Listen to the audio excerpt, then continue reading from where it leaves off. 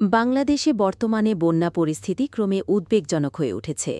বঙ্গোপসাগরে সৃষ্ট গভীর নিম্নচাপের প্রভাবে সারা দেশে ভারী বৃষ্টিপাত ও ঝোড়ো হাওয়া অব্যাহত রয়েছে, যার ফলে উপকূলীয় ও উত্তর পূর্বাঞ্চলের বিভিন্ন জেলায় বন্যা পরিস্থিতি সৃষ্টি হয়েছে। বন্যার ঝুঁকিতে ৬ জেলা। পানি উন্নয়ন বোর্ডের বন্যা পূর্বাভাস ও সতর্কীকরণ কেন্দ্র জানিয়েছে, ফেনী, সিলেট, সুনামগঞ্জ, মৌলভীবাজার, হবিগঞ্জ ও নেত্রকোনা জেলায় বন্যা পরিস্থিতি তৈরির আশঙ্কা রয়েছে।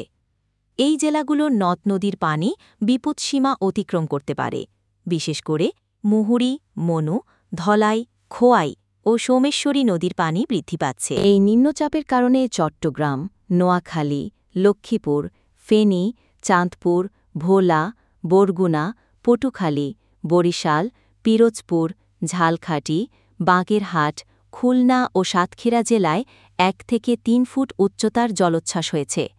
এতে নদীতীরের বাঁধ ভেঙে অনেক এলাকা প্লাবিত হয়েছে। আর কক্সবাজারের মহেশখালীতে জোয়ারের পানিতে ডুবে একজনের মৃত্যু হয়েছে। হ্যাঁ, ঢাকাসহ দেশের বিভিন্ন শহরে টানা বৃষ্টির কারণে রাস্তাগুলোতে হাঁটু থেকে কোমর সমান জল জমে গেছে। এতে গাড়ি ঘোড়া চলাচলে অসুবিধা হচ্ছে আর মানুষের অনেক ভোগান্তি হচ্ছে, বিশেষ করে মিরপুর।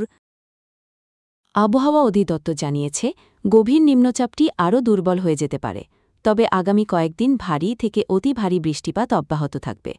চট্টগ্রাম, কক্সবাজার, মোংলা ও পায়রা সমুদ্র বন্দরকে ৩ নম্বর স্থানীয় সতর্ক সংকেত দেখিয়ে যেতে বলা হয়েছে। বন্যা ও জলাবদ্ধতা কবলিত এলাকার বাসিন্দাদের নিরাপদ স্থানে সরে যাওয়ার পরামর্শ দেওয়া হয়েছে। স্থানীয় প্রশাসন ও দুর্যোগ ব্যবস্থাপনা কর্তৃপক্ষের নির্দেশনা মেনে চলতে এবং জরুরি প্রয়োজনে হটলাইন